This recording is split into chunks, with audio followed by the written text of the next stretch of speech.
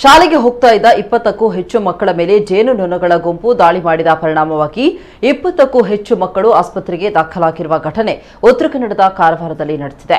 ಕಾರವಾರ ತಾಲೂಕಿನ ಕಿನ್ನರ ಗ್ರಾಮದ ನ್ಯೂ ಹೈಸ್ಕೂಲ್ನಲ್ಲಿ ಈ ಘಟನೆ ನಡೆದಿದ್ದು, ಬೆಳಗ್ಗೆ ಶಾಲೆಗೆ ಮಕ್ಕಳು ಹೋಗ್ತಾ ಇರುವಾಗ ಏಕಾಏಕಿ ಶಾಲೆಯ ಪಕ್ಕದಲ್ಲಿ ಇರುವ ತೆಂಗಿನ ಮರದಲ್ಲಿ ಗೂಡು ಕಟ್ಟಿದ್ದಂತಹ ಜೇನುನೊಣ ದಾಳಿ ಮಾಡಿದೆ.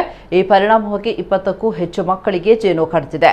ತಕ್ಷಣಕ್ಕೆ 16 ಜನರು ಮಕ್ಕಳನ್ನ ಕಾರವಾರದ ಕಿಮ್ಸ್ ಆಸ್ಪತ್ರೆಗೆ ದಾಖಲಿಸಿದ್ದಾರೆ.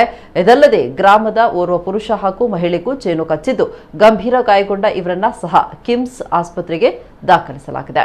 ಇನ್ನು ಘಟನೆ ನಡೆದ ವಿಷಯ ತಿಳಿದ ಕಾರವಾರದ ಶಾಸಕಿ ರೂಪಾಲಿ ನಾಯ್ಕ್ ಅವರು ಸ್ಥಳಕ್ಕೆ ಭೇಟಿ ನೀಡಿ ಮಕ್ಕಳ ಸ್ಥಿತಿಗತಿ ವಿಚಾರಿಸಿದ್ದಾರೆ. ಮಕ್ಕಳ ಮೇಲೆ ಜೇನು ಕಚ್ಚಿ ಹೆಚ್ಚಿನ ಹಾನಿ ಮಾಡಿದೆ. ಇದಕ್ಕೆ ಸೂಕ್ತ ಚಿಕಿತ್ಸೆ ನೀಡಲು ವೈದ್ಯರಿಗೆ ಸೂಚಿಸಲಾಗಿದೆ. ಅರಣ್ಯ ಇಲಾಖೆಗೂ ಸಹ ಸೂಚನೆ ನೀಡಲಾಗಿದ್ದು, ಶಾಲಾ ಆವರಣದಲ್ಲಿ ಇರುವ ಜೇನನ್ನು ತೆರವುಗೊಳಿಸಲು ಸೂಚಿಸಲಾಗಿದೆ ಅಂತ ಶಾಸಕಿ ರೂಪಾಲಿ ಮಾಹಿತಿಯನ್ನು ನೀಡಿದ್ದಾರೆ.